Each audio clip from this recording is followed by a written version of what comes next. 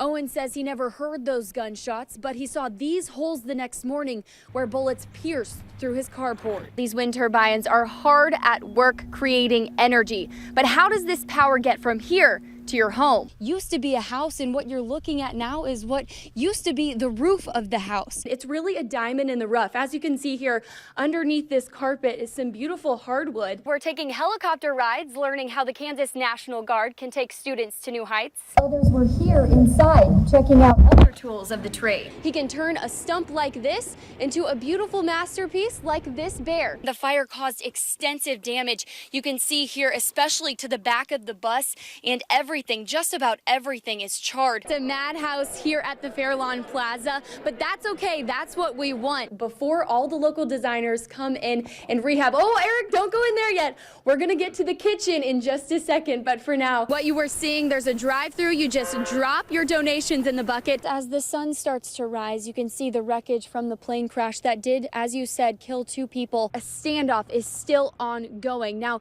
if you look here, you can see that the Topeka Police Department has blocked off Rice Road. And as you can see, the pizza is out of the oven and ready to be served. Now, Old Chicago opened just about an hour ago. They mowed along the perimeter to keep the fire under control, and then they backburned strips against the wind. The impact of the collision threw Cartmill and Smith over this barrier into the riverbed. The 50-foot drop sank the hearts of all families involved. And that's because the red beams you see here, they were bent by the wind last night. We know the Topeka Police Department was called around 11:15 this morning to this warehouse right off of Jackson Street where a man was found dead. Melissa, I talked to employees of businesses surrounding the Country Club Motel who heard those gunshots last night. One woman was just across the street. It is eerily quiet here on scene right now, so we are able to hear a little bit of the negotiation over the loudspeaker. The Topeka Police Department is doing what they can to help citizens stay hydrated. Have a good day. Police are still looking for the suspect in a shooting near Hillcrest Park earlier this morning. A female victim is in critical condition. It's a different kind of golf, and thousands are coming from all over to play. That's right. You guys, I like that. Look at us go. This really gets you. George Washington, Macy, yes, rock star. Who doesn't want to see that live? I know, it's a lot of 13's Denisha Richard live at Southwest 21st Street. They'll be there until 1 p.m. So you have until then to go donate to Special Olympics Kansas. It's a justification to kind of cheat a little bit on your right. donation. And you also get a coupon for a free donut if you donate. She's out live with a look at those road conditions if you have to get out and about. I know a lot of schools are closing. We just received word that the University of Kansas. Cold temperatures, how are they affecting how firefighters are handling their own equipment?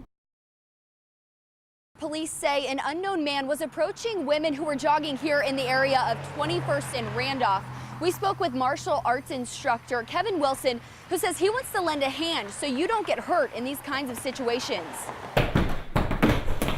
Professional martial arts instructor and owner Kevin Wilson uses his 25 years experience in martial arts every day, but says he's never been in a fight. My favorite martial arts technique is the down the block and around the corner technique. We just call it the down and around. Wilson says the key to self-defense is awareness and avoidance. I'm coming up this way. I see this guy approaching. I don't feel right. We call it our sixth sense. Something just feels funny about it.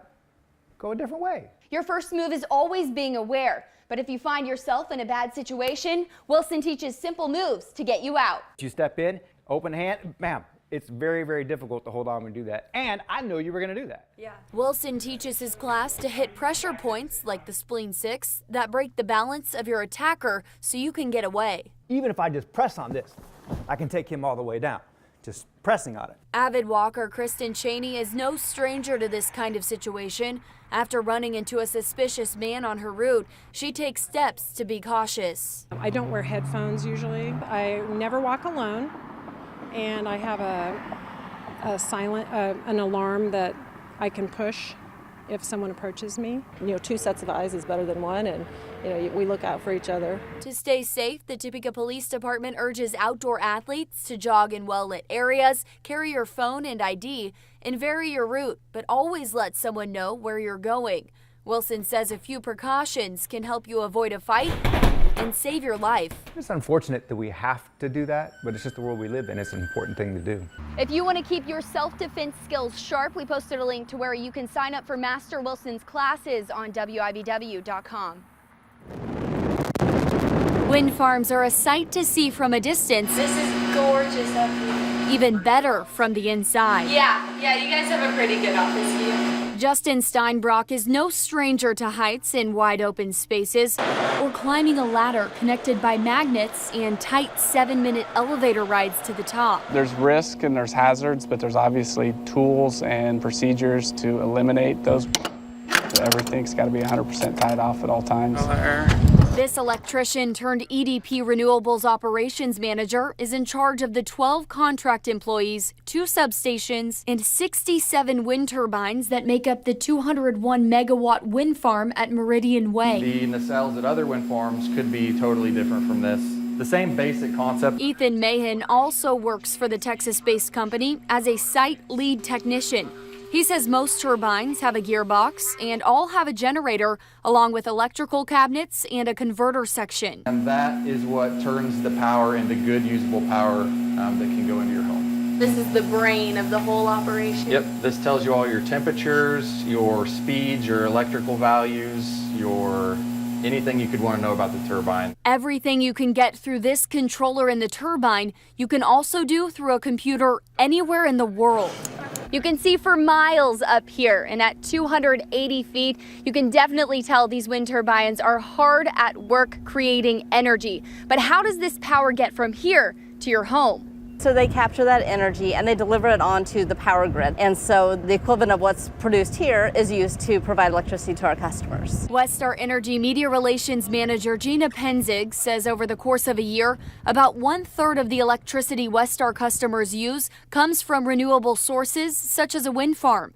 And by the end of 2017, the World Wind Association said wind turbines could cover more than 5% of the global electricity demand. This map from the U.S. Geological Survey shows how it's grown from almost non-existent 20 years ago to about 57,500 turbines in the United States today. Steinbrock says new technology allows them to program turbines to work smarter, not harder. A wind farm this size, if it was built now with new technology, would probably produce, 30-40% more power just because there's been that much more advancement. And with even more advances on the horizon, the sky's the limit. It's a proven industry that, is here to stay. It's only going to grow. With photojournalist Rick Felsberg, Regan Porter, 13 News. And Steinbrock says it's 280 feet to the top of the nacelle, which sits on top of the tower. Plus, each blade is around 130 feet long. That makes it 410 feet tall at its highest point. And to put that into a little perspective, the state capitol building is 304 feet. I'm here at a Chiefs game, and I'm ready to have a lot of fun. 9-year-old Landon Snyder is wise beyond his years and has come face to face with hardship. It wasn't a very good experience losing him. Landon's father, Steven Snyder, was shot and killed at a home in South Topeka in May. Landon's mom, Megan, says he saw the whole thing unfold. He was having night tremors for a while. It subsided. He's doing really good. Landon chose to tackle the situation head on. He knows that everybody has to die, and he just knows that his dad was taken too soon. I was sad, but I know that there was a good part to it and that he was in a better place. Now, Snyder's watching his son's dream come true from the best seat in the house. I think he would say that this was a very special day for him and me because he always wanted to meet the Chiefs players too. And I scored the first touchdown in this stadium. He has an entire Chiefs kingdom behind him. Members of the community saw this Facebook post and reached out to the Chiefs. A set of tickets gifted by Advisors Excel quickly snowballed into spots on the sideline, a bag full of memorabilia, and the chance to meet one of Landon's all-time favorite players, Travis Kelce. Landon also caught up with Casey Wolf, Paul Rudd, Good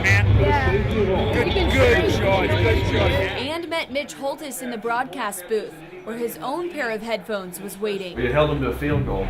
Good job. Landon feels like he won the Super Bowl. Now all that's needed is a Chiefs victory. Go Chiefs! Regan Porter, 13 News. Yep, still there. Scamming other people left and right. Deborah Bacon's husband was surfing the internet when this 49 Chevy pickup caught his eye. See, I went to Ron's Auto Sales, Topeka.com, yeah. Little did they know, the Bacons were headed straight for a scam. Ron, the former owner of Ron's Auto Sales in Topeka, was not on the other end of the computer or the cash. It is not my website. They're using my identity, my old business identity, to scam people. And it's working. Ron says police told him at least 5 or 6 people across the country were taken advantage of by this scammer and lost over $40,000 combined. The Bacons alone are out $16,050. They wired the money to a bank in New York. When the date for their pickup to arrive came and went, the salesperson told them the delivery truck broke down. The pickup never came, and when they tried to call Ron's Auto Sales again, they heard the same recording we did. The number you have dialed is not in service. Please check the number and try your call again. Thank you. It makes me sick to my stomach. While MapQuest still shows Ron's Auto Sales at 4700 Southwest Topeka Boulevard, that's not the case. His dealership has been closed for 5 years, and a new business moved in where only pool tables are parked. Don't do it over the internet because it's probably a scam. Denise Groney of the Better Business Bureau says outdated maps are one way scammers find company names to steal. She says businesses can minimize this risk by updating information on sites like Google and formally dissolving the company with the Secretary of State's office. If you just let it lapse, it only shows failed to file in a timely manner. Scammers are trolling on Secretary of State's websites looking for those and using those names. Groney says the money trail won't help catch this crook because the Bacons did a wire transfer, which makes it difficult to track. Do not wire money to people you don't know. And that's the biggest thing with this scam is that wiring money's like cash. So once that money's wired, it's gone. You cannot get a refund. Groney has some tips to drive scammers away. First, buy local. Call around to get references, read reviews, and do your homework. If you must buy a car online, go check out the vehicle in person before chalking up any change. But if that's not an option, use a payment method that's traceable, like credit cards or paper checks. A little extra caution could save former business owners like Ron. It's frustrating. I lay in bed awake at night. I can't even go to sleep. You know, you've been violated. And consumers. I'd like to see the guy go to jail for the rest of his life is what I'd like. From getting revved up. Regan Porter, 13 News.